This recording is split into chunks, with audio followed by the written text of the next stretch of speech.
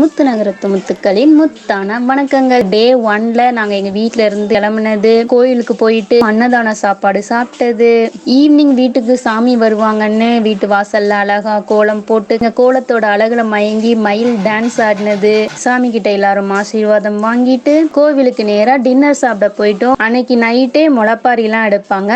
இந்த முளைப்பாரி எடுத்தது வந்து டே 2 விளாகோட பார்த்திருப்போம். தன்ஷிதா குட்டி அழகா கும்மிலாம் அடிச்சாங்க. அதுக்கப்புறமா முளைப்பாரிக்கு பூஜைலாம் பண்ணி கோவிலுக்கு எடுத்துட்டு போனாங்க. அப்புறமா நைட்டு வான வேடிக்கையெல்லாம் நடந்தது.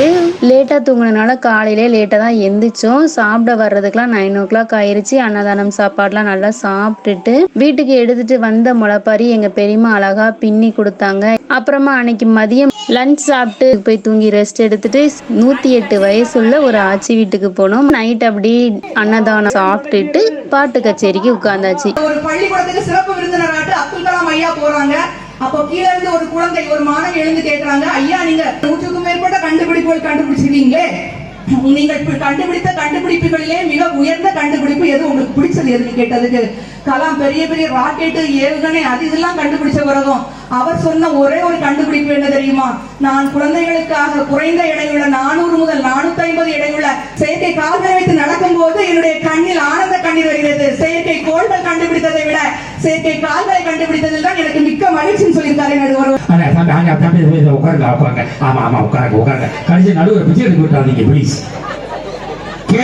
கேள்வி என்ன, நெஞ்சுக்கு நிறைந்த நிம்மதியை தருவது அந்த காலமா அந்த காலமா? உண்மையிலே இந்த பட்டிமன்றம் வெற்றி அடைந்ததாகவே கருதுகிறோம். காரணம், நாங்கள் நன்றாக பேசினோம் என்பதற்காக அல்ல, நீங்கள் நன்றாக ரசிக்கிறீர்கள், அதனால் இந்த பட்டிமன்றம் வெற்றி அடைந்தது. அது பரவாயில்ல, ஏதோ போர் இல்லாம போச்சு. கச்சேரி முடிஞ்சு வீட்டுக்கு வர்றதுக்கு 2 o'clock ஆயிருச்சு. நெக்ஸ்ட் டே எல்லார் வீட்லயும் நான்வெஜ். வரி போட்டதுல இருந்து யாருமே நான்வெஜ் சாப்பிட்டு இருக்க மாட்டாங்க. கோயில் திருவிழாலாம் முடிஞ்சு எல்லார் வீட்லயுமே உணவு எடுத்துருவாங்க. எங்க வீட்லயும் நான்வெஜ் எல்லாம் எடுத்து குக் பண்ண ஆரம்பிச்சிட்டாங்க. சம்டைம்ஸ் பிரியாணி செய்வாங்க. ஆனா இன்னைக்கு வந்து மட்டன் குழம்பு மாதிரி செய்யலாம் அப்படின்னு சொல்லியிருந்தாங்க. அத்தை கறியெல்லாம் கிளீன் பண்ணி கட் பண்ணிட்டு இருந்தாங்க. சித்தியும் பெரியமாவும் காய்கறி எல்லாம் கட் பண்ணி கொடுத்துட்டு இருந்தாங்க. நான் என்ன பண்ணிட்டு இருந்தேன்னு உங்களுக்கு எல்லாருக்குமே தெரியும். எங்க ஆச்சியோட ஜாப் விறகடுப்புல அழகா சாதம் வடிச்சு எடுத்து வச்சாச்சு. பவியா குழம்பு செய்யறான்.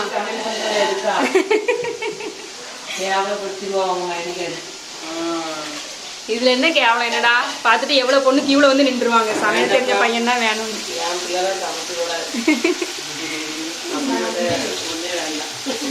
எங்க அத்தை பையன் வந்து குழம்பு வைக்கிறதுக்காக எங்க அத்தைக்கு ஹெல்ப் பண்ணிக்கிட்டு இருக்கான். மட்டன் குழம்பு ரெடி ஆகிறதுக்கான ஏற்பாடு தடபுடலாம் நடந்துகிட்டே இருக்கு. இதுக்கு இடையில நாங்க வந்துட்டு பார்வதி அம்மன் கோவிலுக்கு போலாம் அப்படின்னு சொல்லிட்டு கிளம்பி போயிட்டோம். இது வீட்டுக்கு பக்கத்துல தான் இருக்கு. சண்டே கோவில் திருவிழாக்கு எங்களால வர முடியல. நாங்க டியூஸ்டே தான் வந்தோம்.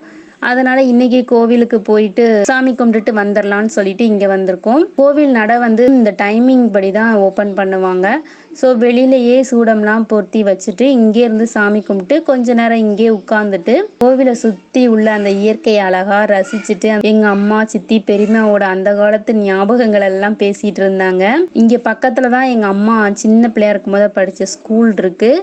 அதுவும் இல்லாம இங்க வந்து அப்போ ரொம்ப காடு. இந்த ஏரியாவே அப்படியே ஃபுல்லா மரங்களால தான் கவர் ஆகி இருக்குமா. எவ்வளோ பெரிய அரச மரம் பாருங்க. இந்த ஏரியாவை ஃபுல்லா கவர் பண்ணி அழகா படர்ந்து இருக்கு. பக்கத்துலேயே கோவில் கிணறு உண்டு. இந்த கிணத்துல கால் கழுவிட்டு தான் கோவிலுக்குள்ள போவோம். இப்போ அழகா இந்த கிணறுக்கு வந்து க்ளோஸ் பண்றதுக்கு ஒரு கேட் மாதிரி ரெடி பண்ணி போட்டு வச்சிருக்காங்க. இந்த கிணத்துக்கு பக்கத்திலேயே ஒரு வில்வ மரம் இருக்கு. எங்க அம்மா வந்து சொன்னாங்க, நான் சின்ன பொண்ணா இருக்கும் போதே இந்த மரம் உண்டு, அப்போ குட்டி செடி மாதிரி இருக்கும், இப்போ எவ்வளவு பெரிய மரமா இருக்கு, எப்படியும் இதுக்கு ஒரு 50 to 60 ஏஜ் இருக்கும் அப்படின்னு சொன்னாங்க. நான் வந்து வில்வ மரம் நிறைய சிவன் கோவில் எல்லாம் பார்த்திருக்கேன். ஆனா இவ்வளோ பெரிய மரம் வந்து இங்கெல்லாம் பார்த்திருக்கேன். ஒரு 2 years பேக் இந்த கோவிலுக்கு வந்து நம்ம வீடியோ எடுத்து போட்டிருக்கோம். அன்னதானம் சாப்பாடுலாம் ரெடி பண்ண பரிமாறினது எல்லாம் அந்த வீடியோல சூப்பரா காமிச்சிருப்போம். அந்த வீடியோ லிங்க் நான் டிஸ்கிரிப்ஷன்ல கொடுக்குறேன், வேணா செக் பண்ணி பாருங்க. இந்த கோவில் அன்னதானத்தை தான் நாங்க எல்லாரும் மிஸ் பண்ணிட்டோம். அதுக்கப்புறம் அப்படியே வாய்க்கால் கரை ஓரமா இந்த கோவில் இருக்கு. இதுவும் எங்க அம்மா சின்ன பொண்ணா இருக்கும் போதே எப்பவுமே வந்துட்டு போற கோவில்.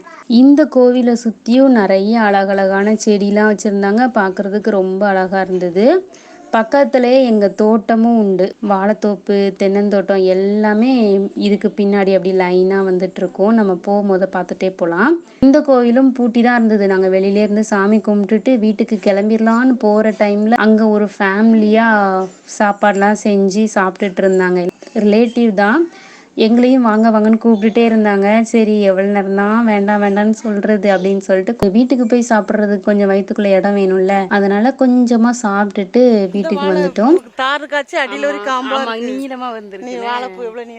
சீக்கிரமாக வீட்டுக்கு போய் லஞ்ச் சாப்பிடுவோம் அப்படின்னு சொல்லிட்டு வேக வேகமாக எங்கள் தோட்டத்தையும் பார்த்துட்டு அப்படியே ஒரு பக்கம் வாய்க்காலையும் பார்த்து ரசிச்சுக்கிட்டே வந்துட்டு இருந்தோம். வாய்க்காலில் தண்ணி ஓடுறத பார்க்கலான்னு பார்த்தா தண்ணி அவ்வளோவா தெரியல, ஃபுல்லாகவே செடியால் கவர் ஆயிட்டு. இருந்தாலும் அந்த கரையோரத்தில் இருக்கிற மாமரங்கள் அந்த நிழல்ல நடந்து போகிறது ரொம்ப அழகா இருந்தது. அக்கா வீட்டுக்கு போன கேங் எல்லாமே ரிட்டர்ன் வந்தாச்சு. குட்டீஸ், அப்புறம் எங்க செகண்ட் அக்கா எல்லாருமே. சர்வா அப்படியே ஆர்வமா சொல்லுவானே தவிர சாப்பிட மாட்டான், பேச்சு மட்டும்தான் இருக்கும். விஸ்வா குட்டிக்கு எங்க சித்தி ஒயிட் ரைஸை மட்டும் ஊட்டி விட்டுட்டு இருக்காங்க. அவன் புதுசா ஏதோ டிஷ் தராங்கன்னு சொல்லி டேஸ்டியா சாப்பிட்டுட்டு இருக்கான். இவங்க வர்ற வரைக்கும் நாங்க வெயிட் பண்ணல. நாங்க முந்தின பந்தியிலேயே சாப்பிட்டு முடிச்சிட்டோம்.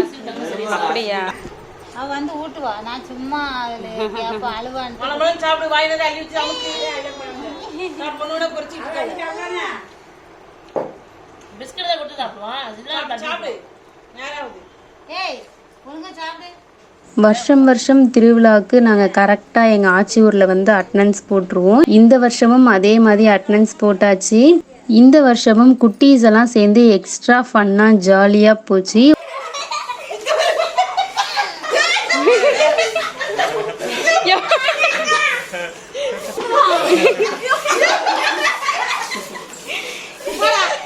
தமிழ்நாடா கேரளான்னு பார்ப்போம்.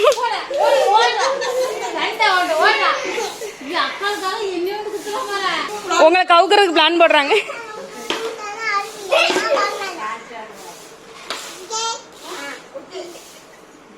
சாப்பிட்டு முடிச்சுட்டு குட்டீஸ் எல்லாம் பயங்கர சேட்டை எங்கள் சித்திட்ட வம்பிழுத்துட்டு இருந்தாங்க. ஒரே ஜாலி தான். அவ்வளோதான், திருவிழா மோட் ஓவர். இன்னைக்கு நைட்டு எங்கள் சித்தி பெரியம்மாலாம் ஊருக்கு ரிட்டன். நாங்கள் எல்லாருமே ஈவினிங்காக கிளம்பிட்டோம்.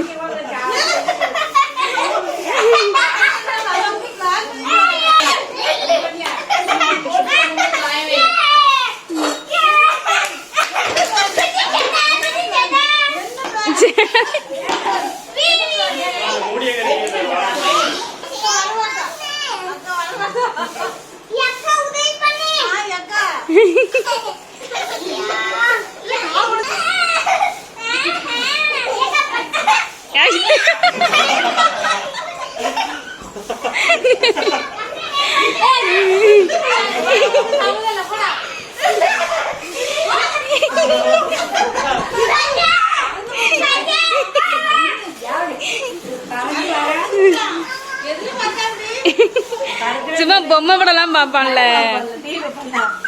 பார்த்து கீழே தம்பி இருக்கான்.